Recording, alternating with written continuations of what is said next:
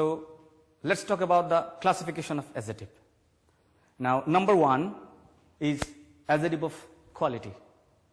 Now, let's give the example here. He is a bright student. Here, bright is the keyword. Now, question is why this is adjective? Because it is qualifying the word student, and student is noun. As we are talking about the quality of a student, that's why the name is adjective of quality.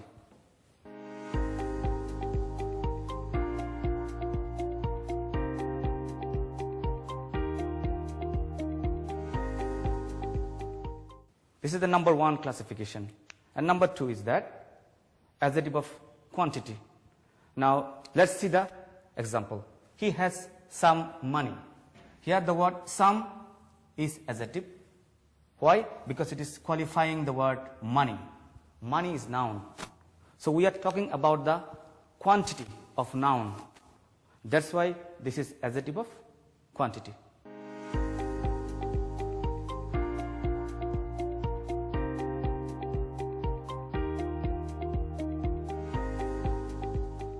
Now the third one, adjective of number or numeral adjective. Now let's see the example. He has 5 friends. The word 5 is an adjective. Why? Because it is qualifying the noun friends.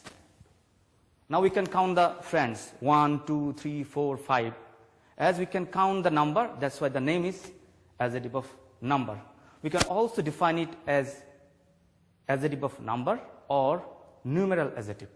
That means in the exam, if the example is given here, and if you write down this as an adjective of number, your answer is correct. If you say this is numeral adjective, your answer is correct as well.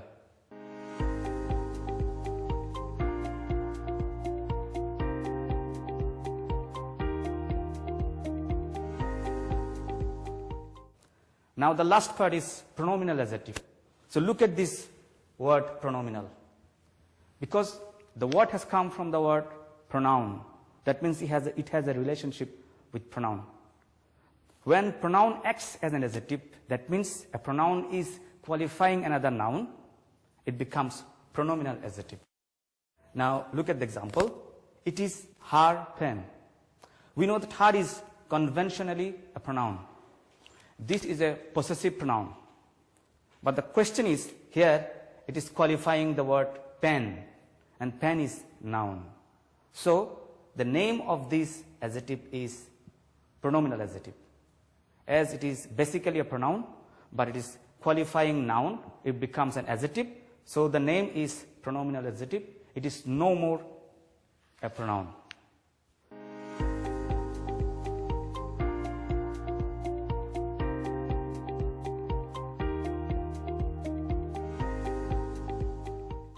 Now we shall focus more on some other examples. Here, adjective of number or numeral adjective has got some other classification. Now we shall move on to other classification as well. Then we shall move on to pronominal adjective, because pronominal adjective has got some other ideas. And if we sum up with all these ideas, we will be able to understand almost all the classification of adjective. Okay, now the 4 examples have been written. Now we shall move on to the classification of adjective of number or numeral adjective, because it has got some other ideas, and the pronominal adjective as well, because pronominal adjective can be classified in other 4 ways or 5 ways. So please write down the example in your copies. Then we shall write down adjective of number, and we shall discuss more on adjective of number or numeral adjective or pronominal adjective. So please write down these examples in your copies.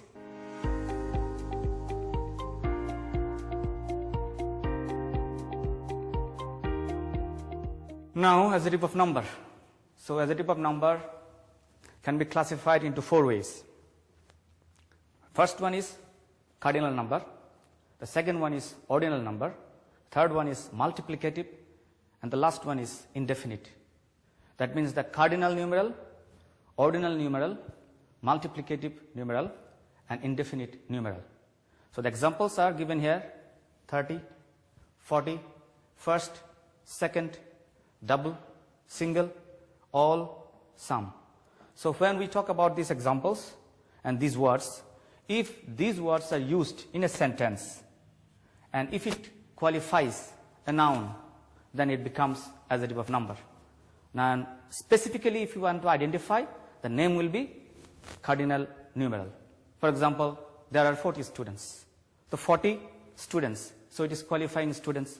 So the word 40 will be cardinal numeral number. Likewise, ordinal, when first is used and if it is qualifying another noun, it becomes ordinal. When we talk about multiplicative, double, when it qualifies another noun, it becomes multiplicative. When it becomes indefinite and all is qualifying another noun, it becomes indefinite numeral. So the question is, when in the exam any word or any example is given and we are getting these words like this, 30, 40, first or second or double, single, and it is qualifying another noun, so what kind of name should we write? That is a very important thing, and students get confused about this. So my answer is, this is a very simple thing. If you want to write cardinal numeral adjective, answer is correct. If you write this is an adjective of number, your answer is correct as well. The same case is with ordinal number, the same case is multiplicative or indefinite. Forget about all these four. If you just identify this is an adjective of number, if you write down adjective of number, your answer is correct. If you write down it's a numeral adjective, your answer is correct as well.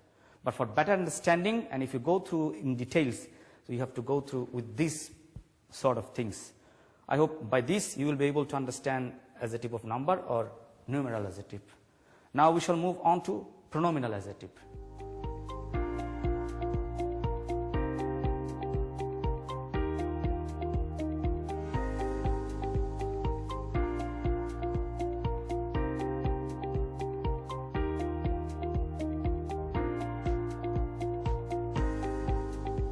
So the first one is interrogative, then the second one is demonstrative, third one is distributive, fourth one is possessive, the last one is relative. So these all are actually pronoun. Interrogative pronoun, demonstrative pronoun, distributive pronoun, possessive pronoun, and as well as relative pronoun. But the problem is when it is qualifying a noun, the name changes. It becomes interrogative adjective, demonstrative adjective, distributive adjective, possessive adjective, relative adjective. Finally, these all are pronominal adjective. So if you want to write interrogative adjective, your answer is correct. If you want to write pronominal adjective, your answer is correct as well. So now please write down this in your copies. Then we shall try to discuss some of the examples, so then the idea becomes very clear.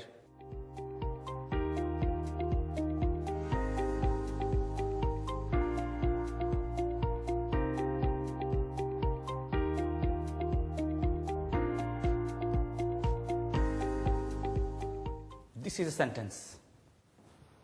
Now, which, ideally this is a pronoun, but here which is qualifying noun book, it becomes interrogative adjective or pronominal adjective. Ideally this is demonstrative pronoun, but here it is qualifying noun, it becomes demonstrative adjective or pronominal adjective. Each is distributive adjective. Here ideally this is pronoun, but here it is qualifying noun boy, it becomes distributive adjective or pronominal adjective. Possessive, we have discussed possessive adjective before, but now relative adjective. So here that is relating, but the problem is it is actually qualifying another noun. Book is the noun here, so the name becomes relative adjective. So the question is, if you write down relative adjective, the answer is correct. If you are confused what kind of name will be with this example, and if you can identify this is from pronoun and pronoun is acting as an adjective here, you can also write down this is a pronominal adjective. So both answers are correct. If you write down pronominal adjective, the answer will be correct. If you write down interrogative adjective, the answer will be correct. if you write down this is demonstrative adjective, the answer is correct. It is pronominal adjective, it is also correct. So please copy these examples.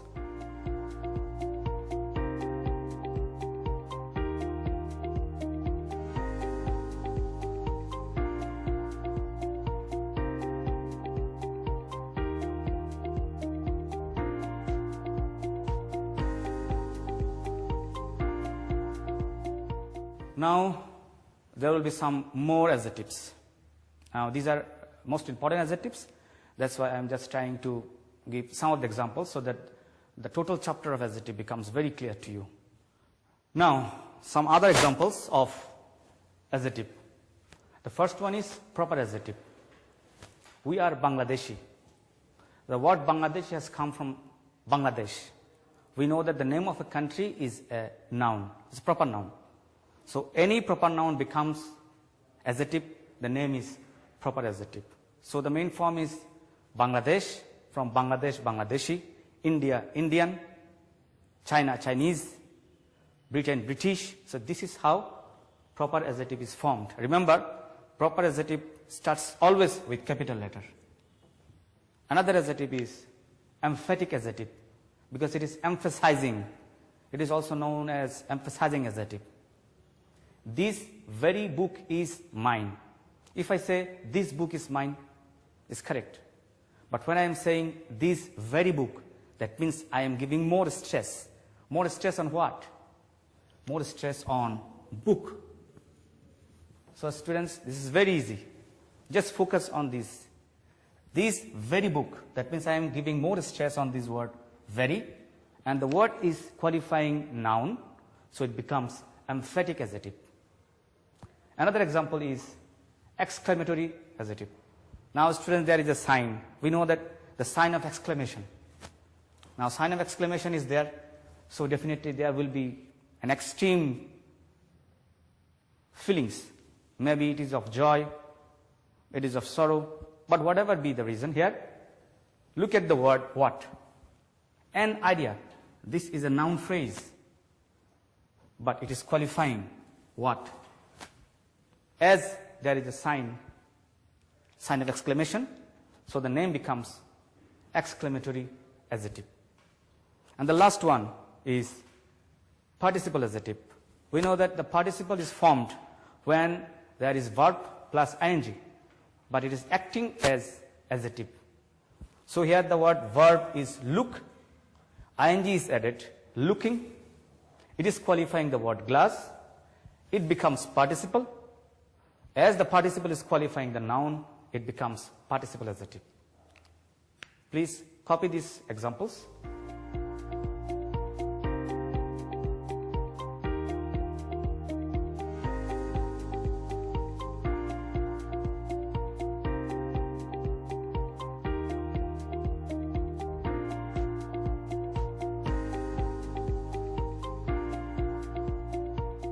And this is how, dear students, our class ends. I think by now you must have very good idea over adjective. We have learned definition, we have learned numerous classification, we have learned some other examples of adjective as well. Now I am going to give you some homework. You can copy the homework and there will be feedback classes, and in that class we will discuss about the examples or the homework that is given now. So please copy the homework that I am going to write now.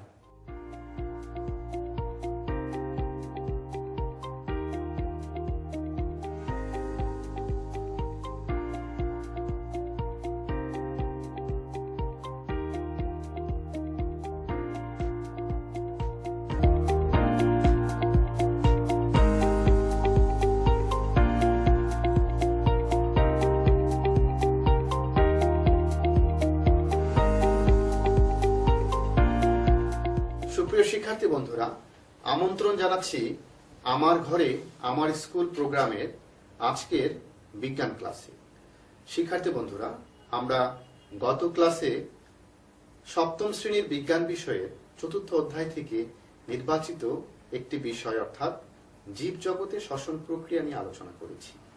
আজকে আমরা তারই ধারাবাহিকতায় আমরা আরেকটি সুনির্দিষ্ট topic নিয়ে আলোচনা করব। তো চলো শিক্ষার্থী বন্ধুরা, আমরা আজকে দেখে নেই আমাদের আজকের আলোচিত বিষয়টি কি। সুপ্রিয় শিক্ষার্থী, আমরা এখানে দেখতে পাচ্ছি যে একজন মানুষ কি করছে, সে আসলে তার দেহের মধ্যে যে শক্তি বা একটি প্রক্রিয়া চলমান আছে সেটা কিন্তু তাকে দেখে বোঝা যাচ্ছে।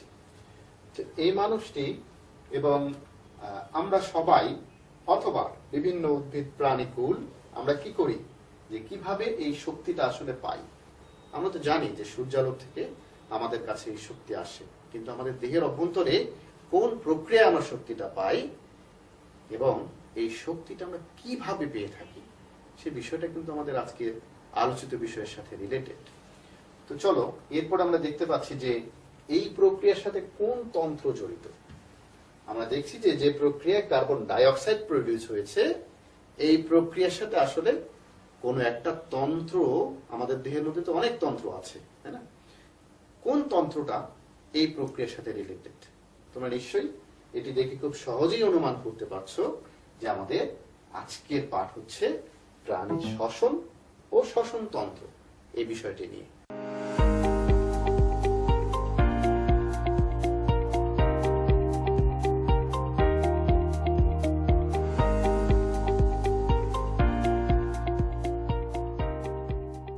তো চলো শিক্ষার্থী বন্ধুরা, আমরা দেখে নেই আমাদের আজকের পাঠের শিখন ফলটি কি।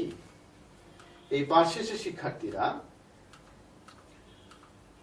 প্রাণীর শ্বসন পদ্ধতি কেমন তা বলতে পারবে, প্রাণীর শ্বসন তন্ত্রের প্রধান অংশসমূহের গঠন ব্যাখ্যা করতে পারবে এবং প্রাণীর শ্বসন তন্ত্রের প্রধান অংশসমূহের কাজ বর্ণনা করতে পারবে। তো চলো দেখি আমরা আমাদের আজকের এই পাঠ শেষে, আলোচনা শেষে এগুলো অর্জন করতে পারি কিনা। সুপ্রিয় শিক্ষার্থী, আমরা এখানে দেখতে পাচ্ছি যে এখানে যে তন্ত্রটি নিয়ে আমরা আসলে আজকে আলোচনা করছি সেটি কি, সেটি হচ্ছে আমাদের শ্বসন তন্ত্র। তাহলে এই শ্বসন তন্ত্রটাকে আমরা দেখছি এর সাথে রিলেটেড বিভিন্ন অংশগুলো। তো সুপ্রিয় শিক্ষার্থী বন্ধুরা, আমরা এখানে দেখলাম যে শ্বসন শব্দটি উৎপত্তি ল্যাটিন রেসপায়ার থেকে, যার অর্থ হলো শ্বাস গ্রহণ করা। তো আমরা গত ক্লাসে নিশ্চয়ই আলোচনা করেছিলাম যে শ্বসন কি, তোমাদের হয়তো অনেকেরই মনে আছে শ্বসন কি। তো চলো আমরা আজকে আরেকবার দেখে নেই শ্বসন কি।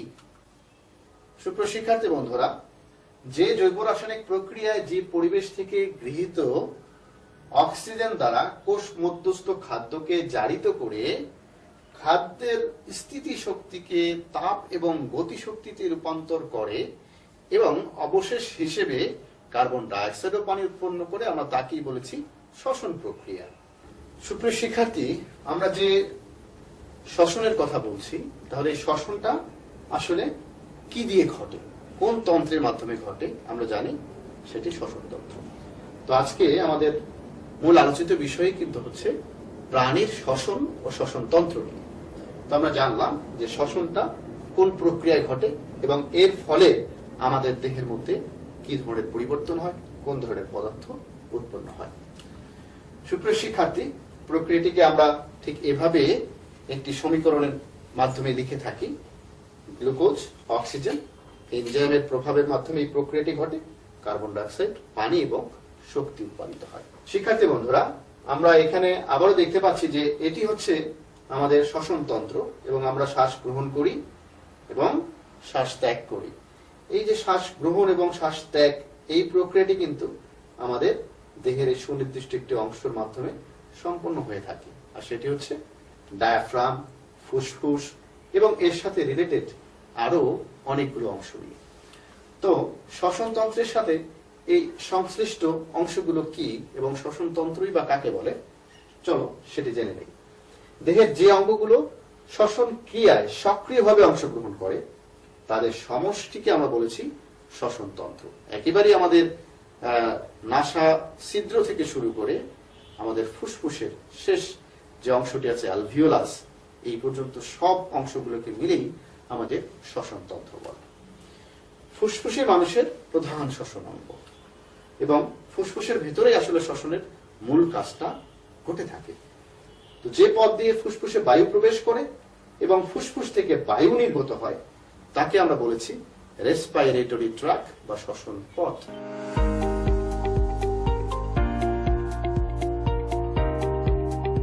সুপ্রিয় শিক্ষার্থী বন্ধুরা, এবার আমরা জেনে নেই আমাদের শ্বসন তন্ত্রের বিভিন্ন অংশ সম্পর্কে। তো আমরা এখানে দেখতে পাচ্ছি যে শ্বসন তন্ত্রের একেবারেই বাইরের যে অংশটি সেটি হচ্ছে সম্মুখ নাসারন্ধ্র। চিত্রে তোমরা নিশ্চয়ই দেখতে পাচ্ছ কোনটি সম্মুখ নাসারন্ধ্র। এরপর আমরা দেখি সম্মুখ নাসারন্ধ্রের পর কি থাকে, নাসা গহ্বর। নাসা রন্ধ্রের পরেই এখানে যে গহ্বরটা থাকে সেটা হচ্ছে নাসা গহ্বর, নাসা পথের সাথে সংযুক্ত। এরপর হলো মুখ, যেহেতু মুখ দিয়ে আমরা শ্বাস গ্রহণ করি, এটিও শ্বসন তন্ত্রের সংশ্লিষ্ট। এরপর হলো স্বর যন্ত্র, অনেকে আবার এটাকে স্বরযন্ত্র পড়ে থাকে, তাই না? তোমরা নিশ্চয়ই তা করবে না। এটা হচ্ছে স্বর যন্ত্র, যা দিয়ে আমাদের কি তৈরি হয়, আমাদের এই যে ভয়েস তৈরি হচ্ছে, আমি কথা বলছি, এটি আসলে আমাদের এই যে ভোকাল কর্ড বা স্বর যন্ত্রের মাধ্যমে তৈরি হয়। এরপর হচ্ছে যে শ্বাসনালী, যেটাকে আমরা বলেছি ট্রাকিয়া, এই হচ্ছে আমাদের শ্বাসনালী, যার ভেতর দিয়ে ফুসফুসের মধ্যে অক্সিজেনটা পরিবাহিত হয় এবং কার্বন ডাইঅক্সাইডও উল্টো দিক দিয়ে পরিবাহিত হয়। এরপর শ্বাসনালীটা দুটো ভাগে ভাগ হয়ে যায়, যাকে আমরা বলেছি ব্রোঙ্কাস, এবং এই ব্রোঙ্কাসটা আবার অনেকগুলো শাখা প্রশাখায় পরবর্তীতে গিয়ে বিভক্ত হয়ে যাচ্ছে, তাকে বলেছি আমরা ব্রঙ্কিউল। এই হচ্ছে আমাদের দুটো ফুসফুস, ডান দিকে ডান ফুসফুস, বাঁ দিকে বাম ফুসফুস। আর ঠিক এর নিচের দিকেই আমাদের পর্দার মতো একটি গঠন আছে, যাকে আমরা বলেছি ডায়াফ্রাম, যার মাধ্যমে আমাদের পরিপাক তন্ত্রের সাথে ফুসফুসের আলাদা করা থাকে। এবং ডায়াফ্রামের সংকোচন আর প্রসারণের মাধ্যমেই আমরা কি করি, শ্বাস গ্রহণ এবং শ্বাস ত্যাগ করে থাকি। তাহলে শ্বাস এবং নিঃশ্বাস প্রক্রিয়া এটি ঘটে থাকে ডায়াফ্রামের সংকোচন এবং প্রসারণের মাধ্যমে। সুপ্রিয় শিক্ষার্থী, চলো আমরা এবার প্রত্যেকটি অংশ নিয়ে আলোচনা করি। আমরা জানি আমাদের শ্বসনতন্ত্রের সবচেয়ে প্রথম যে অংশটি সেটি হচ্ছে আমাদের নাজাল ওপেনিং বা নাসারন্ধ্র। তাহলে নাকের সামনে অবস্থিত পাশাপাশি দুটি যে ছিদ্র আছে আমাদের, এই ছিদ্র দুটি হলো নাসারন্ধ্র, এবং এখানে একটি পর্দা দ্বারা নাসারন্ধ্রটি দুটি ভাগ করা থাকে, পাতলা পর্দা দ্বারা, এর নাম হচ্ছে নাজাল সেপ্টাম বলা হয়ে থাকে। আর সম্মুখ নাসারন্ধ্র সর্বদা কি থাকে, উন্মুক্ত অবস্থায়। আমি চিত্রে এখানে দেখতে পাচ্ছি সবসময় উন্মুক্ত অবস্থায় থাকে। সম্মুখ নাসারন্ধ্র দিয়ে আমাদের নাকের ভেতর দিয়ে নাসা পথ দিয়ে নাসা গলবিল হয়ে ফুসফুস পর্যন্ত বায়ুটা অক্সিজেন প্রবেশ করে।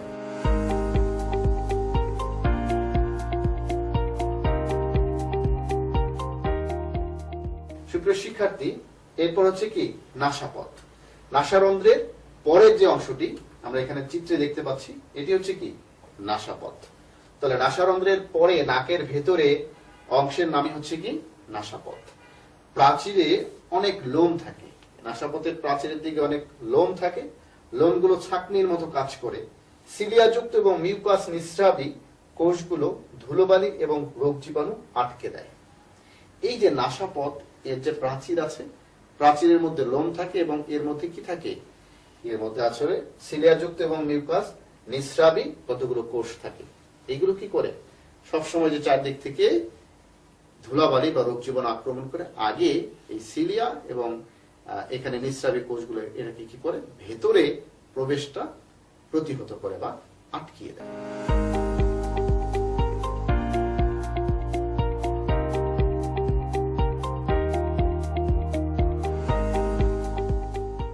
এরপর হচ্ছে নাসা গলবিল। শিক্ষার্থী বন্ধুরা, তোমরা দেখতে পাচ্ছ এই অংশটিকে আমরা বলেছি নাসা গলবিল। নাসাপথ আরো পেছনের দিকে অগ্রসর হলে বা তার পরের অংশকে আমরা বলেছি নাসা গলবিল। নাসাপথের পরে নাসা গলবিল অবস্থিত। গলবিল পথে শ্বাসনালীতে বাতাস প্রবেশ করে, এই পথ দিয়ে বাতাস ভেতরের দিকে প্রবেশ করে। এরপর আমরা আসলে দেখতে পাচ্ছি স্বর যন্ত্র বা ভোকাল কর্ড। গলবিলের নিচের অংশের ঠিক সামনের দিকে স্বরযন্ত্র অবস্থিত। স্বরযন্ত্রের উপরিভাগ অ্যাপিগ্লোটিস নামে একটি ঢাকনা থাকে, যেটাকে আমরা আলজিহ্বা বলে থাকি। স্বরযন্ত্র টুকরো টুকরো কোমল আস্থি বা কার্টিলেজ নির্মিত। এগুলোর মধ্যে থাইরয়েড কার্টিলেজ সবচেয়ে বড় এবং গলার সামনে উঁচু হয়ে ওঠে, একে বলা হয় অ্যাডামস অ্যাপল। আমাদের গলার সামনে যে উঁচু হয়ে যে অংশটা থাকে এটাকে কি বলা হয়? Adams Apple. এটা আসলে থাইরয়েড কার্টিলেজ, তরুণাস্থি নির্মিত এই অংশ। এটা থাকার কারণে কি হয়? আসলে তরুণাস্থি থাকার কারণে এই জায়গাগুলো আসলে কখনো চুপসে যায় না। আর খাদ্য গলাধকরণের সময় এপিগ্লোটিস স্বরযন্ত্রের মুখ বন্ধ করে দেয়। না হলে কি ঘটবে বন্ধুরা? অনেক সময় কথা বলতে বলতে খেতে খেতে মানুষ কি হয়, বলে যে মানুষ বিষম খেয়ে ফেলে, তাই না? এটা কি ঘটে? আমাদের শ্বাসনালীর ভিতরে কোনো খাদ্য কণা তখন ঢুকে যায়। কথা বলার সময়, খাওয়ার সময় অনেক সময় ইমব্যালেন্স হয়ে যায়, এপিগ্লোটিসটা শ্বাসনালীকে ঢেকে দিতে পারে না। তখন খাদ্যনালীতে যাওয়ার আগে খাবার কোনো কারণে শ্বাসনালীর ভেতরে ঢুকে যেতে চায়, আর এই জায়গাটাকে ব্যালেন্স করার জন্য উল্টো দিক থেকে রিফ্লেক্স হয়, এবং এই কারণেই আমরা কি বিষম খাওয়া বলি। তাই যখন খাওয়ার সময় তখন খেতে হবে, খেতে খেতে কথা বলা যাবে না। তো আমরা আরো ভালো করে যদি পর্যবেক্ষণ করি, আমরা এখানে দেখতে পাচ্ছি ওই যে এই অংশটির নাম হচ্ছে কি এপিগ্লোটিস, তারপরে কার্টিলেজ, আর এটা হচ্ছে ভোকাল কর্ড। এই যে আমি কথা বলছি, আসলে তরুণাস্থি নির্মিত এই যে পর্দা, এই পর্দার কম্পনের ফলে, কাঁপার ফলেই আমার মুখ থেকে কিন্তু এরকম শব্দ বের হচ্ছে, গলা থেকে এই স্বর যন্ত্র থেকে কিন্তু এভাবেই শব্দটা বের হচ্ছে। এই বিষয়টি মনে রাখতে হবে। এরপর হচ্ছে শ্বাসনালী বা ট্রাকিয়া। আমরা চিত্রে এখানে দেখতে পাচ্ছি, পরের অংশটি হচ্ছে কি শ্বাসনালী বা ট্রাকিয়া। স্বরথলির পর থেকে বা স্বরযন্ত্রের পর থেকে পঞ্চম বক্ষদেশীয় কশেরুকা পর্যন্ত বিস্তৃত ফাঁপা নলাকার অংশটিকে আমরা কি বলেছি? ট্রাকিয়া বলেছি। আর উপরের দিকে স্বরযন্ত্রের সাথে এবং নিচের দিকে ডান ও বাম ব্রঙ্কায়ে বিভক্ত হয়, এবং এখানে 16 থেকে 20টি কোমলাস্থি নির্মিত অর্ধবলয় বা সি আকৃতির গঠন দিয়ে এটি নির্মিত।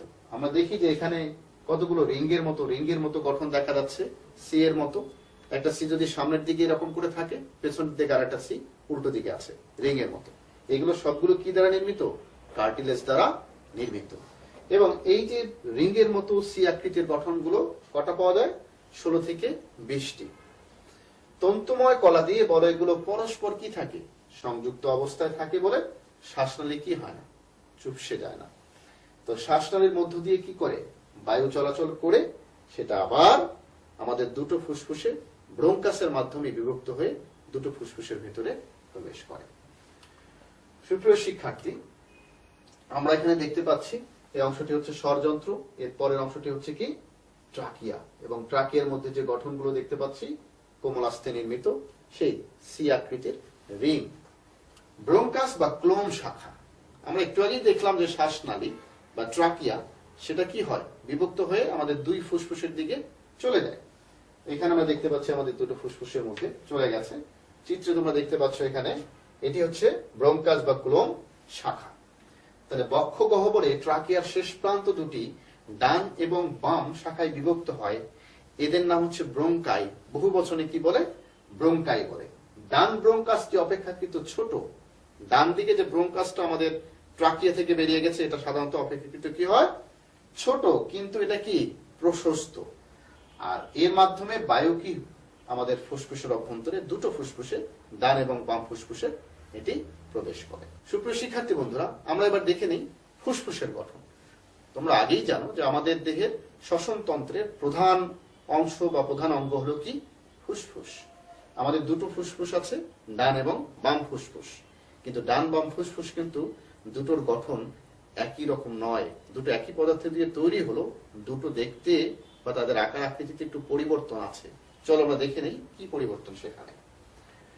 ফুসফুসের বাইরের দিকে একটা আবরণ থাকে যাকে বলা হয় প্লিউরা। তাহলে ফুসফুস হলো প্লিউরা নামক দ্বিস্তরী পাতলা আবরণে আবৃত। প্লিউরাকে আমরা আবার যদি ভালোভাবে অবজার্ভ করি, এর দুটো অংশ থাকে, বাইরের দিকে প্যারাইটাল আর ভেতরের দিকে থাকে ভিজেরাল। ডান দিকের ফুসফুসটি 3টি লোবে এবং বাম ফুসফুস 2টি লোবে বিভক্ত। লোব কি? খণ্ড। আমাদের ডান দিকে যে ফুসফুস আছে এর কি 3টা আলাদা আলাদা খণ্ড আছে, আর আমাদের বাম দিকে যে ফুসফুস আছে এর কি? এ হলো দুটো খণ্ডে বিভক্ত। এবং সাধারণত ডান ফুসফুসের চেয়ে বাম ফুসফুসটা আকারে একটু হলো ছোট। কারণ কি? এর কারণ হচ্ছে আমাদের বাম দিকে যেহেতু আমাদের হৃৎপিণ্ডটা বা আমাদের হার্ট বেশিরভাগ জায়গা জুড়ে থাকে, এই জন্য কিন্তু এই গঠনের একটু পার্থক্য এখানে পরিলক্ষিত হয়। তাহলে এই ফুসফুসের বাইরের দিকে যে প্লুরা আবরণ থাকে, সেই আবরণটার মধ্যে কিন্তু এক ধরনের ফ্লুইড থাকে, যেটা বাইরের দিক থেকে ফুসফুসকে বিভিন্ন ঘাত প্রতিঘাত থেকে রক্ষা করতে পারে। তো আমরা এখানে দেখতে পাচ্ছি আমাদের দুই পাশে দুটি ফুসফুস, যার ভেতর দিয়ে কি হচ্ছে, আমাদের যে ব্রঙ্কিওল গুলো, এগুলো শাখা প্রশাখায় বিভক্ত হয়ে গিয়েছে। সুপ্রিয় শিক্ষার্থী বন্ধুরা, আমরা এখানে দেখতে পাচ্ছি আমাদের ফুসফুস থেকে, ফুসফুসের ভেতরের দিকে বিভিন্ন শাখা প্রশাখা দেখা যাচ্ছে। কার শাখা প্রশাখা? ব্রঙ্কাস আবার ক্ষুদ্র ক্ষুদ্র শাখা প্রশাখায় বিভক্ত হয়ে যায়। সেই শাখা প্রশাখার নাম বলেছি আমরা কি? ব্রঙ্কিওল। অ্যালভিওলাস। আমরা এখানে দেখতে পাচ্ছি যে এই হচ্ছে আকৃতির খুব বলের মতো গঠন থাকে, সেই গঠনটাকে আমরা নাম দিয়েছি হলো কি? অ্যালভিওলাস। আসলে আমাদের অক্সিজেন এবং কার্বন ডাই অক্সাইডের যে ট্রান্সপোর্টেশন, আদান প্রদান প্রক্রিয়া, সেই আদান প্রদান কিন্তু অ্যালভিওলাসের ভেতরেই ঘটে থাকে। এবং এই অ্যালভিওলাসের ঘটনার সাথে রিলেটেড অক্সিজেন কার্বন ডাই অক্সাইডকে পরিবহন করার জন্য এখানে কি থাকে? কৈশিক জালক দ্বারা এটা মোড়া থাকে। তো সুপ্রিয় শিক্ষার্থী বন্ধুরা, আমরা এই বিষয়গুলো আরো বড় শ্রেণীতে যখন উঠবো, তখন এই বিষয়গুলো নিয়ে আমরা কিন্তু আরো ব্যাপক আলোচনা পাবো। তো অ্যালভিওলাসের মাধ্যমে কিন্তু আসলে এখানে কি হয়? গ্যাসীয় বিনিময়টা ঘটে থাকে। সুপ্রিয় শিক্ষার্থী বন্ধুরা, এবার আমরা দেখে নেই যে আমাদের শ্বাস প্রশ্বাসের ক্ষেত্রে আমরা আগেই বলেছি যে আমাদের যে ডায়াফ্রামটা আছে বা মধ্যচ্ছেদা যাকে বলি আমরা, এই ডায়াফ্রামের সংকোচন প্রসারণটা কিন্তু খুবই গুরুত্বপূর্ণ। যে আমরা আমাদের প্রশ্বাস প্রক্রিয়া এবং নিঃশ্বাস কার্যক্রম কিন্তু ডায়াফ্রামের সংকোচন এবং প্রসারণের মাধ্যমেই সম্পন্ন হয়ে থাকে। তো ডায়াফ্রাম যখন সংকুচিত হয়ে সমতল হয় এবং বক্ষগহ্বরের আয়তন, এই বক্ষগহ্বরের আয়তন কি হয়? বেড়ে যায়। তখন বেড়ে গিয়ে ফুসফুসের অভ্যন্তরীণ চাপ কি হয়? হ্রাস পায়। আর নাসিকা পথে ফুসফুসে বায়ু প্রবেশ করে।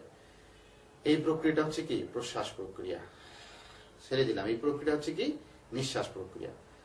এটা যখন ঘটে তখন কি হয়? ডায়াফ্রামটা সংকুচিত হয়। আমাদের এখানে কোস্টাল মাসেল আছে, কোস্টাল পেশি, এই কোস্টাল পেশিরও সংকোচন প্রসারণ প্রক্রিয়া ঘটে। ডায়াফ্রাম সংকুচিত হলে বক্ষগহ্বরের আয়তন বাড়ে, ফুসফুস দিয়ে বাতাসটা কি হয়? ভেতরে প্রবেশ করে। আরেকটি প্রক্রিয়া হচ্ছে নিঃশ্বাস প্রক্রিয়া। ছেড়ে দিলাম। এটা হচ্ছে কি? নিঃশ্বাস প্রক্রিয়া। এখানেও আমাদের যে কোস্টাল মাসেল, এগুলো সহায়তা করে। পাশাপাশি এখানে ডায়াফ্রাম প্রসারিত হচ্ছে। ডায়াফ্রাম প্রসারিত হলে কি হয়? আমাদের এই বক্ষগহ্বরের আয়তন হ্রাস পায়। তখন আমরা অর্থাৎ প্রশ্বাস প্রক্রিয়া ঘটে, এখানে আমরা ছেড়ে দিই। তাহলে এই যে নিঃশ্বাস এবং প্রশ্বাস প্রক্রিয়া, এটার সাথে খুবই রিলেটেড হচ্ছে আমাদের ডায়াফ্রামের সংকোচন ও প্রসারণ। চলো শিক্ষার্থী বন্ধুরা, আমরা আমাদের আজকের পাঠের এই অংশগুলো মূল্যায়ন করে নেই। যে শ্বসনতন্ত্র কি কি অংশ নিয়ে গঠিত, এটা নিশ্চয়ই এতক্ষণে আমাদের ভালোভাবে জানা হয়ে গেছে। শ্বসনের ফুসফুসের কাজ কি আমরা সেটাও জানলাম। কি কাজ করে ফুসফুস? শ্বসনের ডায়াফ্রামের কাজ কি? একটু আগে যে বিষয়টাই আলোচনা করা হলো। তো সুপ্রিয় শিক্ষার্থী বন্ধুরা, আমরা আমাদের আজকের ক্লাসের একেবারেই শেষ প্রান্তে চলে এসেছি। যে মানুষের শ্বসনতন্ত্রের চিহ্নিত চিত্র অঙ্কন করো, এটি তোমাদের বাড়ির কাজ। জানো তোমরা এই বাড়ির কাজটি তোমাদের যখন বিদ্যালয় খোলা হবে তখন এটি বাড়ির কাজ হিসেবে আদায় করা হবে। তো তোমরা নিশ্চয়ই কাজটি করে রাখবে আজকের ডেট দিয়ে।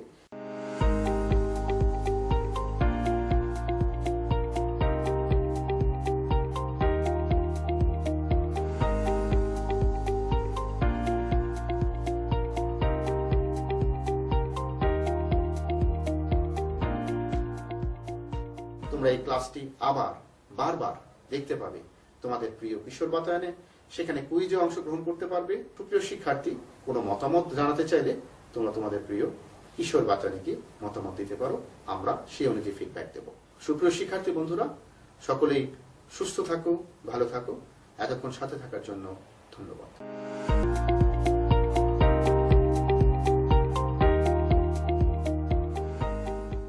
শিক্ষার্থী বন্ধুরা, সবাইকে শুভেচ্ছা জানাচ্ছি আজকের রসায়ন ক্লাসে। আমরা আজকে রসায়নের যে বিষয়টি নিয়ে আলোচনা করব সেটি হচ্ছে দ্বিতীয় অধ্যায়ের নিঃসরণ এবং মোমের সাহায্যে পদার্থের বিভিন্ন অবস্থা প্রদর্শন। তো আমরা চলে যাই আমাদের আলোচনায়। তোমরা তোমাদের বই, খাতা, কলম সামনে রাখো এবং গুরুত্বপূর্ণ যে বিষয়গুলো আছে সেগুলো তোমরা নোট করবে। আশা করি এটা তোমাদের কাজে লাগবে। আমরা এর আগের ক্লাসে ব্যাপন সম্বন্ধে আলোচনা করেছিলাম। ব্যাপনের ক্ষেত্রে যে বিষয়গুলো গুরুত্বপূর্ণ ছিল সেগুলো আমরা আরেকটু মনে করার চেষ্টা করি। যেমন ব্যাপনের ক্ষেত্রে গুরুত্বপূর্ণ হচ্ছে তাপমাত্রা। তাপমাত্রা যদি বাড়ানো যায় তাহলে একটা পদার্থের ব্যাপনের হার বেড়ে যায়। কম তাপমাত্রায় বস্তু যে গতিতে চলাচল করে, বেশি তাপমাত্রায় বস্তু আরো দ্রুত গতিতে চলাচল করে। এরপরে ছিল আমাদের আণবিক ভর, আমরা দেখেছি হালকা বস্তুগুলো তাদের ব্যাপনের হার বেশি, তারা খুব তাড়াতাড়ি মুভ করতে পারে, আর যেগুলো ভারী বস্তু তার ভারী হওয়ার কারণে তারা আস্তে আস্তে মুভ করে। অর্থাৎ আণবিক ভরের উপরে ব্যাপনের হারটা নির্ভর করে। আবার ব্যাপনের হার নির্ভর করে ঘনত্বের উপরে।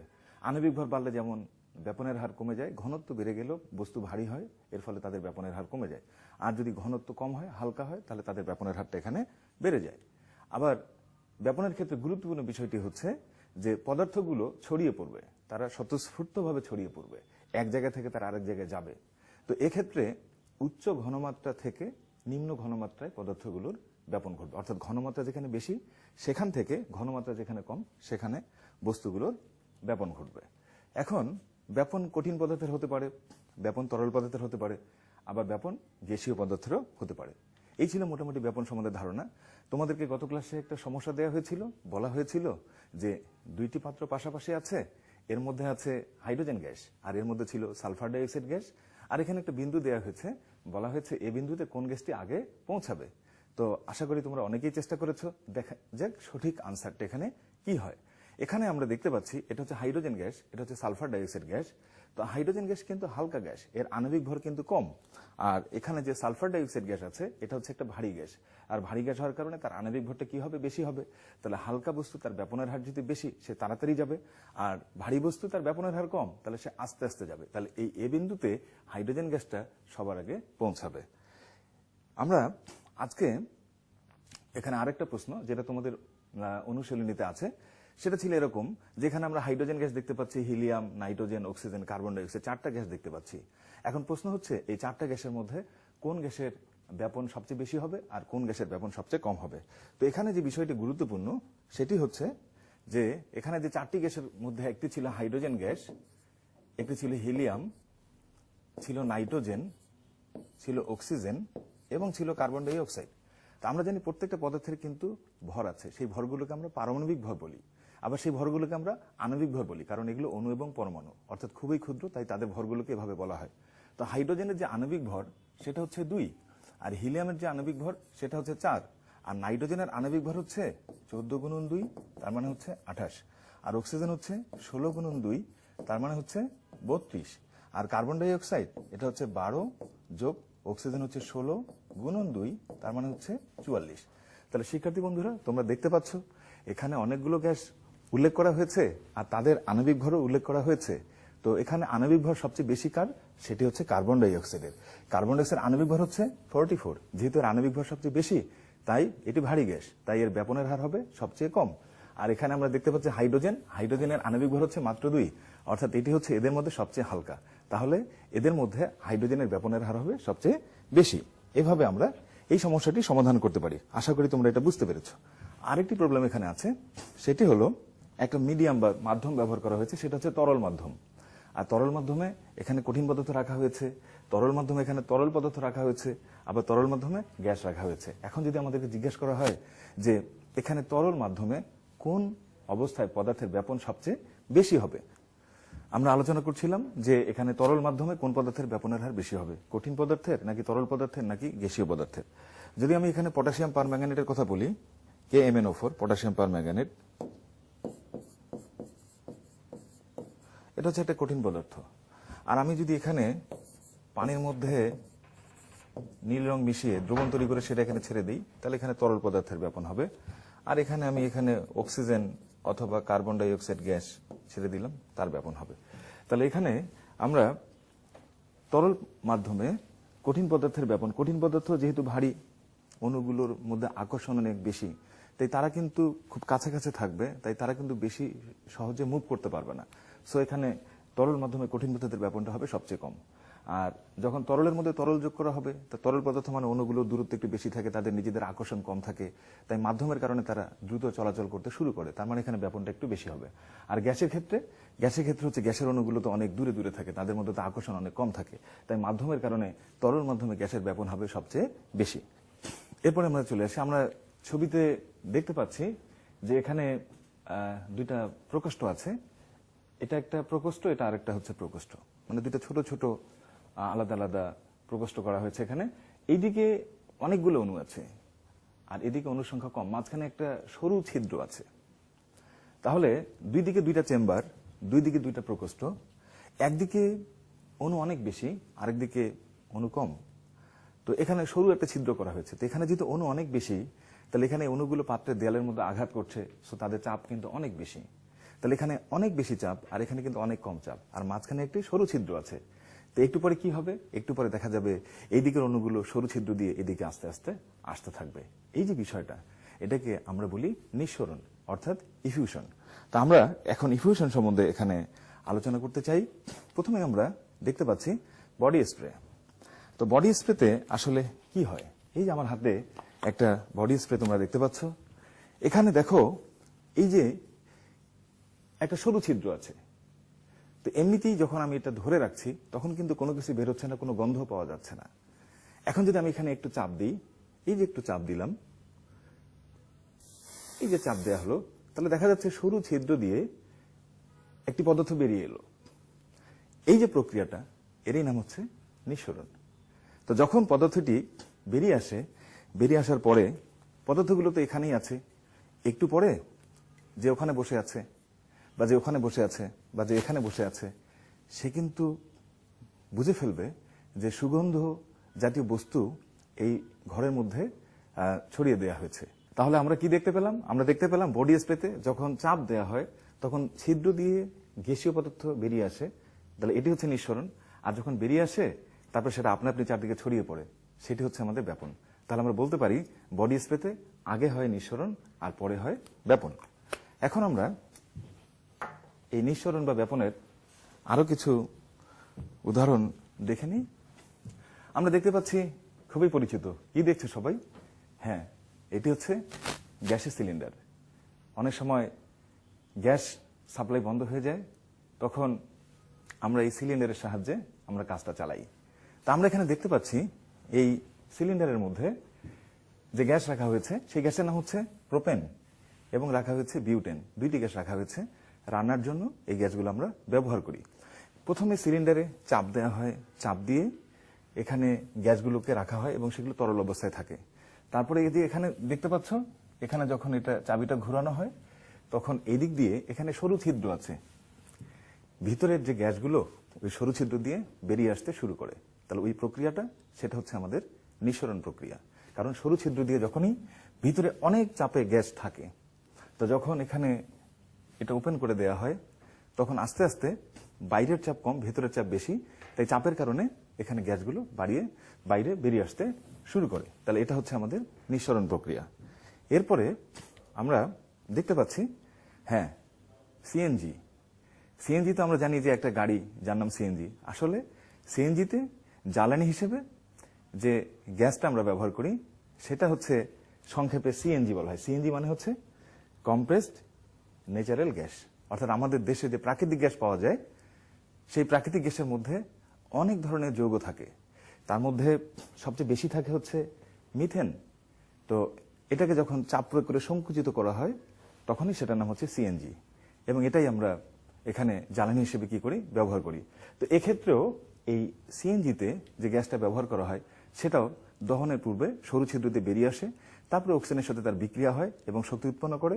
এরপরে তাপ ইঞ্জিন সেটাকে কাজে লাগিয়ে গাড়ি চলতে সাহায্য করে। এরপরে আমরা যেটা দেখতে পাচ্ছি, হ্যাঁ, একটা বেলুন। তো এখানে তোমরা দেখতে পাচ্ছ আমার হাতে একটা বেলুন আছে। তো এই বেলুনটাকে যদি আমি 2 দিন রেখে দেই বা 3 দিন রেখে দেই তাহলে কি হতে পারে? সবাই বাসায় পরীক্ষাটা করবে। একটা বেলুন প্রথমে ফুলাবে, ফুলানোর পরে এটা বেঁধে দেবে, বেঁধে দিয়ে তারপরে রেখে দেবে, শক্ত করে বেঁধে দেবে কিন্তু। তো তারপরে দেখবে এখানে কি হয়। যেটা হতে পারে সেটা হচ্ছে এই বেলুনটার আকারটা যা আমরা দেখছি সেটা থাকবে না, আস্তে আস্তে এটা ছোট হয়ে যাবে। তো এটা তো শক্ত করে বেঁধে দেওয়া হয়েছে, এখানে তো কোথাও কোনো ছিদ্র নেই, তাহলে এর আকার ছোট হয়ে যাচ্ছে কেন? ভিতরে যে গ্যাসগুলো সেগুলো কিন্তু বাইরে বেরিয়ে আসছে। যেহেতু বাইরে বেরিয়ে আসছে সেজন্যই কিন্তু এর আকারটা ছোট হয়ে যাবে। তো কোথাও তো ছিদ্র নেই, তাহলে বের হয় কিভাবে? এর উত্তরটা হচ্ছে এখানে যে বেলুন, এই বেলুনের গায়ের মধ্যে আছে অসংখ্য এরকম সূক্ষ্ম সূক্ষ্ম ছিদ্র আছে, যেটা দেখা যায় না, খুবই সূক্ষ্ম। আর বেলুনের ভিতরে যে গ্যাস আছে সেটা উচ্চ চাপে আছে, এই ছিদ্র দিয়ে গ্যাসগুলো বাইরে আস্তে আস্তে বেরিয়ে আসতে শুরু করে। তাহলে এই যে বেলুন যে চুপসে যায়, এবং সেটা হচ্ছে আমাদের একটা প্রক্রিয়া, এবং এই প্রক্রিয়াকে আমরা বলতে পারি নিঃসরণ প্রক্রিয়া। তা আমরা একটা ছোট পরীক্ষা করতে চাই। এখানে একটা বেলুন নেওয়া হয়েছে, বেলুনের মধ্যে আমরা স্কচ টেপ লাগিয়ে দিয়েছি। এখন একটা পিন নেওয়া হয়েছে, আমরা পিনটা দিয়ে এটাকে একটু ছিদ্র করতে চাই, দেখি কি হয়। আমরা জাস্ট এটা আস্তে করে এখানে, জানি না কি হবে,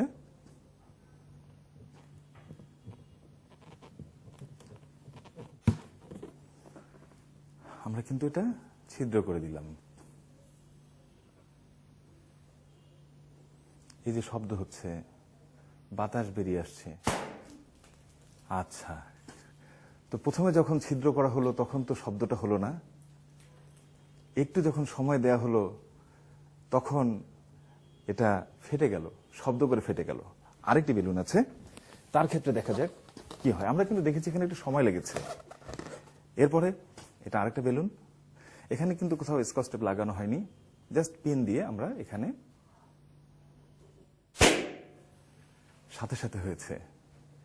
এর অর্থটা হচ্ছে যে আমরা প্রথম যে বেলুনটা ব্যবহার করেছিলাম সেখানে স্কচ টেপ ব্যবহার করার কারণে ওটা একটা মাধ্যম আর কি, শক্ত একটা মাধ্যম, সে কারণে গ্যাসগুলো কিন্তু তাড়াতাড়ি বেরিয়ে আসতে পারেনি। আস্তে আস্তে আস্তে আস্তে বেরিয়ে এসছে এবং ছিদ্রটা আস্তে আস্তে বড় হচ্ছে। আর পরে আমরা দেখতে পেলাম যেখানে কিন্তু সাপোর্ট হিসেবে কোনো স্কচ টেপ লাগানো ছিল না। যখনই ছিদ্র করা হয়েছে তখনই ভেতরের চাপ অনেক বেশি, বাইরের চাপ অনেক কম, তাই দ্রুত গতিতে তারা বেরিয়ে আসার চেষ্টা করেছে। আর যখন দ্রুত আকারে বেরিয়ে আসার চেষ্টা করেছে অনেকগুলো গ্যাস একসাথে, তখনই এই পদার্থটা চাপ নিতে না পারার কারণেই এখানে শব্দ করে বিস্ফোরিত হয়েছে। এখানে পদার্থের অণুগুলোর ভাইব্রেশন, কম্পন এগুলো কাজ করে, তার সাথে শব্দের একটা সম্পর্ক এখানে আছে। যাই হোক, এখানে আমরা ব্যাপনের আরেকটা, নিঃসরণের আরেকটা উদাহরণ আমরা দেখতে পেলাম। এখন বিষয়টা হচ্ছে এই যে নিঃসরণ বা এই যে ব্যাপন, এটার ভালো দিক কি আছে? হ্যাঁ, আমাদের জীবনে কিন্তু আমরা ব্যাপন এবং নিঃসরণের অনেক ধরনের প্রয়োগ দেখতে পাই। যেমন একটা শিল্প কারখানায় দেখা গেল 1000 গ্যাসের সিলিন্ডার রাখা হয়েছে। এখন সিলিন্ডারগুলো লিক হয়েছে, যদি লিক হয়ে যায় তাহলে তো গ্যাসগুলো বাইরে বেরিয়ে আসবে। এখন হঠাৎ করে যদি সেই কারখানায় আগুন লেগে যায়, কেউ হয়তো বুঝতে পারলো না যে গ্যাসগুলো ছিদ্র হয়ে বের হয়েছে, তখন কি হবে? ভয়াবহ দুর্ঘটনা ঘটবে এবং এখানে কিন্তু সবকিছু পুরো ছারখার হয়ে যাবে। কিন্তু এখানে যে কাজটা করা হয়, এই সিলিন্ডারের ভিতরে বড় বড় ইন্ডাস্ট্রি যেগুলো আছে, যেখানে হাজার হাজার লক্ষ লক্ষ সিলিন্ডার রাখা হয়, সেখানে কিন্তু দুর্গন্ধযুক্ত গ্যাসকে ওই গ্যাসের সাথে মিশিয়ে রেখে দেওয়া। যদি কোথাও লিক হয়ে যায় তাহলে গ্যাসগুলো বাইরে বেরিয়ে আসবে, আর গ্যাসগুলো বাইরে বেরিয়ে আসার সময় ওই দুর্গন্ধ বাইরে বেরিয়ে আসবে এবং ব্যাপন ও নিঃসরণের মাধ্যমে সেগুলো ছড়িয়ে পড়বে। যখন দুর্গন্ধ ছড়িয়ে পড়বে তখন আমরা বুঝতে পারবো কোথাও লিক হয়েছে, তখন আমরা সতর্কতা অবলম্বন করতে পারবো। তো এটাকে আমরা একটা অ্যাপ্লিকেশন বা প্রয়োগ বলতে পারি। এরপরে চলে আসি, আমরা দেখতে পাচ্ছি যেখানে, হ্যাঁ, আমাদের দেশের জাতীয় ফল কাঁঠাল। তো এই যে গাছের মধ্যে কাঁঠাল ঝুলে আছে, আমি নিজ দিয়ে হেঁটে যাচ্ছি, হঠাৎ করে আমার পাশে যে ছিল সে বলছে কাঁঠাল পেকেছে। তো সে কেমন করে বুঝতে পারলো কাঁঠাল পেকেছে? আসলে এখানেও ব্যাপন এবং নিঃসরণ আছে। যখন এই ফলটা পাকে তো এর ভিতরে কিছু কেমিক্যাল তৈরি হয় এবং সেগুলো গ্যাসীয় অবস্থায় তৈরি হয়। তো কাঁঠালের গায়ের মধ্যে অসংখ্য ছিদ্র আছে, এই ছিদ্র দিয়ে সেগুলো বেরিয়ে আসে, এটা হচ্ছে নিঃসরণ। আর বেরিয়ে আসার পরে আপনা আপনি চারদিকে ছড়িয়ে পড়ে, সেটা হচ্ছে ব্যাপন। তাহলে আমরা নিঃসরণে যে জিনিসগুলো পেলাম গুরুত্বপূর্ণ, সেগুলো হলো নিঃসরণে সরু ছিদ্র থাকে, নিঃসরণে উচ্চ চাপ থেকে নিম্ন চাপে পদার্থের অণুগুলো ছড়িয়ে পড়ে, অর্থাৎ চাপের একটা ব্যাপার এখানে থাকে। আর হচ্ছে এটা শুধু গ্যাসের জন্য প্রযোজ্য, গ্যাসীয় পদার্থের ক্ষেত্রেই এখানে নিঃসরণ হয়। তো এখন আমরা নতুন একটি টপিক নিয়ে আলোচনা করব, সেটি হচ্ছে, তোমরা সবাই ছবিতে দেখতে পাচ্ছ, হ্যাঁ, আমরা আলো জ্বালাই বিভিন্ন অনুষ্ঠানে মোমবাতি। তো মোমবাতি, এখানে একটা সুতা দেখা যাচ্ছে আর মোম দেখা যাচ্ছে। তো মোমটা হচ্ছে এক ধরনের, এখানে হাইড্রোকার্বন। হাইড্রোকার্বন হচ্ছে এক ধরনের যৌগ, যেখানে কার্বন থাকে এবং যেখানে হাইড্রোজেন থাকে। আর এই যে সুতা দেখা যাচ্ছে, সুতা হচ্ছে সেলুলোজ। সেলুলোজ হচ্ছে এক ধরনের কার্বোহাইড্রেট, যেখানে কার্বন থাকে, যেখানে হাইড্রোজেন থাকে এবং যেখানে অক্সিজেন থাকে। এখন বিষয়টা হচ্ছে, মোমবাতি যখন জ্বালানো হয় তো আমরা দেখি যে মোমবাতিটা কিন্তু শুরুতে অনেক বড় থাকে, কিন্তু যখন মোমবাতিটা জ্বালানো অনেকক্ষণ ধরে জ্বলতে থাকে, দেখা যায় আস্তে আস্তে মোমটা ছোট হতে থাকে, এই যে আস্তে আস্তে বড় মোমটা ছোট হয়ে আসছে। তাহলে মোম তো একটা পদার্থ, তো এই মোমটা যে একটা পদার্থ, তো এত বড় মোম পোড়ানোর ফলে, জ্বালানোর ফলে ছোট হয়ে এলো, তাহলে পদার্থগুলো কোথায় গেল? হ্যাঁ, এখানে একটি বিক্রিয়া ঘটে। এই বিক্রিয়ার ফলে এখানে মোম থেকে নতুন পদার্থ তৈরি হয়। আমরা যদি সেই বিক্রিয়াটা দেখতে চাই, তাহলে বিক্রিয়াটাকে আমরা এভাবে দেখাতে পারি। সেটা হচ্ছে মোমের সংকেত। মোমের সংকেত হচ্ছে আমরা C20H42 ধরে নিলাম। অর্থাৎ এখানে কার্বন আছে, হাইড্রোজেন আছে। তার যদি কোনো যৌগে শুধু কার্বন থাকে, শুধু হাইড্রোজেন থাকে, তাহলে তাকে আমরা বলি হাইড্রোকার্বন। তাহলে মোম হচ্ছে এক ধরনের হাইড্রোকার্বন। আর যখন মোমটা জ্বালানো হয়, তখন বাতাসের মধ্যে যে অক্সিজেন থাকে, সেই অক্সিজেন তার সাথে বিক্রিয়া করে। আর বিক্রিয়ার ফলে এখানে তৈরি হয় কার্বন থেকে কার্বন ডাই অক্সাইড, আর হাইড্রোজেন থেকে তৈরি হয় H2O, অর্থাৎ পানি তৈরি হয়। এই বিক্রিয়ার ফলে আস্তে আস্তে বিক্রিয়া হতে থাকে, আস্তে আস্তে কার্বন হাইড্রোজেন শেষ হতে থাকে। এর ফলে মোমের যে আকারটা, সেটা কিন্তু এখানে আস্তে আস্তে ছোট হয়। আবার এখানে আছে এই যে সুতা দেখতে পাচ্ছি আমরা, এই সুতাটা হচ্ছে এখানে সেলুলোজ। আর সেলুলোজ হচ্ছে এক ধরনের কার্বোহাইড্রেট, এবং সেলুলোজের সংকেত হচ্ছে C6H10O5 ব্র্যাকেট ক্লোজ করে N। এটা হচ্ছে সেলুলোজ। তো এই সেলুলোজটা সেটাও পুড়ে যায়, কারণ সেটা অক্সিজেনের সাথে বিক্রিয়া করে। যখন বিক্রিয়া করে, বিক্রিয়ার ফলে এখানেও তৈরি হয় কার্বন ডাই অক্সাইড, এখানেও তৈরি হয় H2O। তাহলে আমরা দেখতে পাচ্ছি যে সুতা আছে এখানে, সুতা হচ্ছে সেলুলোজ, এটা সেলুলোজের সংকেত। এখানে কার্বন আছে, হাইড্রোজেন আছে, অক্সিজেন আছে।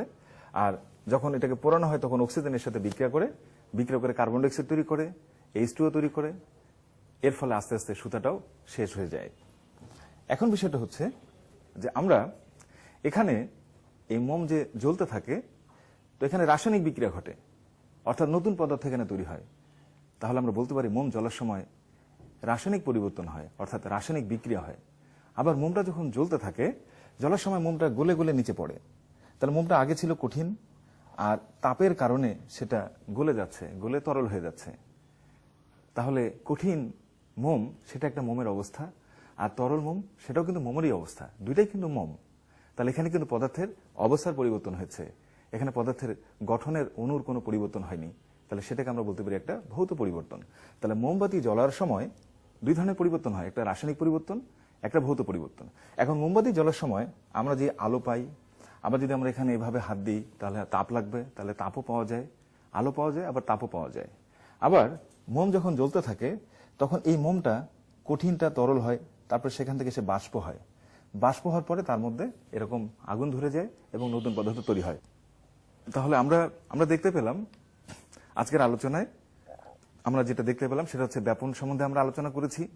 পূর্বের ক্লাসে যে আলোচনা হয়েছিল, নিঃসরণ সম্বন্ধে আমরা জানলাম, আমাদের আশেপাশে কোথায় কিভাবে নিঃসরণ ঘটে সেটা আমরা দেখলাম।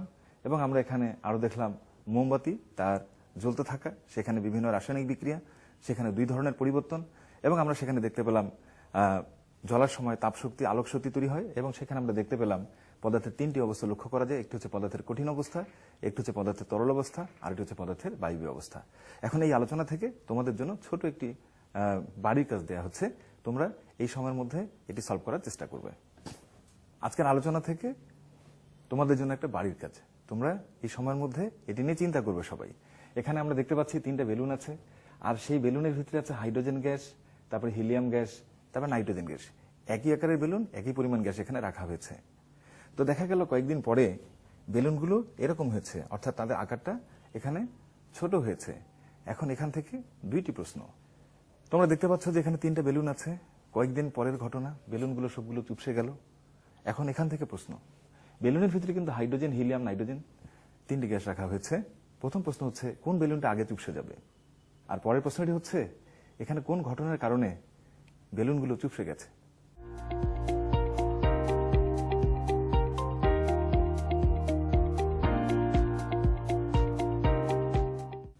শিক্ষার্থী বন্ধুরা সবাই ভালো থাকবে, সুস্থ থাকবে, সবার জন্য অনেক শুভকামনা।